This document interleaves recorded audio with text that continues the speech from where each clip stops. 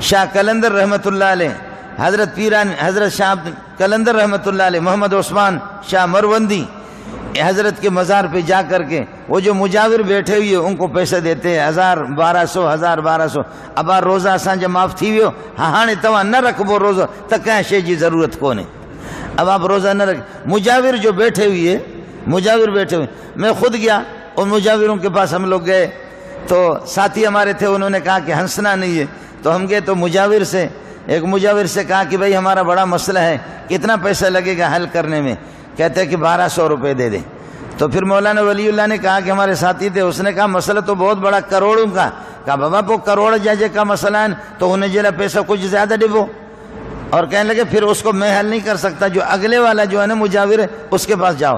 تو ہم اس کے پاس گئے، وہ پٹھان تھا، یہ کچھ سندھی تھے، کچھ بلوچ تھے مجاور، وہ آخری جو بڑا شیخ الحدیث تھا، جو بڑا ان کا تھا وہ پٹھان تھا، اس کے پاس گئے بڑے بڑے۔ تو مولانا ولی اللہ نے فرمایا، وہ بلوچ ہمارے ساتھی بڑا مذاق کیے، کہنے لگے کہ جی کروڑوں کی مصیبت مجھ پر آ گئی، کروڑوں کا مسئلہ میرا پھنس گیا ہے، اس کے بارے میں کتنا پیسہ لگے؟ کہتے ہیں کہ 10,000 روپے دے دے۔ اس نے کہا غریب لوگ رعایت کرو، ہم پہلے سے نقصان میں۔ کہتے ہیں پھر آپ کے ساتھ رعایت ہے، کچھ دن لگیں گے لیکن 5,000 روپے دے دو۔ اور ہمارے بعض بلوچ اور سندھی بھائی جا کر کے پھر قلندر بابا سے، قلندر رحمت اللہ علیہ سے جا کر کے روزے معاف کراتے۔ قلندر کی اپنی زندگی روزہ رکھنے میں گزر گئی ہے، اس کو جو اللہ نے یہ مقام دیا، وہ خدا کا لاڈلا جو بن گیا، اس مقام پہ اللہ نے اس کو پہنچایا۔ کیوں بزرگوں کو بدنام کرتے ہو ظالموں؟ کیوں اللہ کے اولیاء اللہ کو کیوں اولیاء اللہ پر جھوٹ بولتے ہو؟ فَكَفَى بِاللَّهِ شَهِيدًا بَيْنَنَا وَبَيْنَكُمْ إِن كُنَّا عَنْ عِبَادَتِكُمْ لَغَافِلِينَ۔ جو کچھ تم نے ہم سے کہا ہے ہم روزے معاف نہیں کر سکتے۔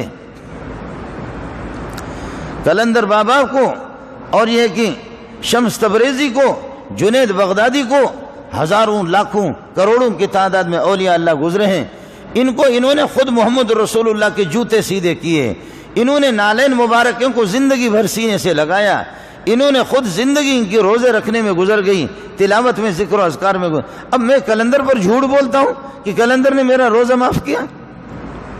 روزے جب نبی سے معاف نہیں ہو رہے ہیں اور روزے جب قلندر سے خود معاف نہیں ہے، کوئی بتا سکتا ہے کہ قلندر نے کسی زمانے میں روزہ نہ رکھا ہو، جنید بغدادی نے نہ رکھا ہو؟ کیوں ان اولیاء اللہ کو بدنام کرتے ہیں؟ اگر یہ زندہ ہو جائے تو میری اور آپ کی کھال پھر یہ اتار دیں جوتوں سے کہ بدبختو اس قسم کے الزام ہم پر لگاتے ہو۔ کچھ بزرگ ہم نے ایسے مقرر کیے جو روزے معاف کراتے، کچھ ایسے کہ نماز معاف کراتے، اور کچھ بزرگ ہمارے اس قسم کے ہیں کہ عید قربانی سے پہلے 1-2 ہفتہ چلے جاتے تو قربانی معاف ہو جاتی۔ ان اولیاء اللہ کو جو زندگی بھر قربانی کرتے رہے، زندگی بھر نماز پڑھتے رہے، قرآن کبھی ان کے ہاتھ سے چھوٹا بھی نہیں، وہ سوتے ہوئے نیند کی حالت میں بھی قرآن پڑھتے رہے۔ اور میرے اور آپ کے ہاتھ سے کس نے قرآن نکالا اور ٹیلی ویژن میرے اور آپ کے ہاتھ میں کس نے دیا؟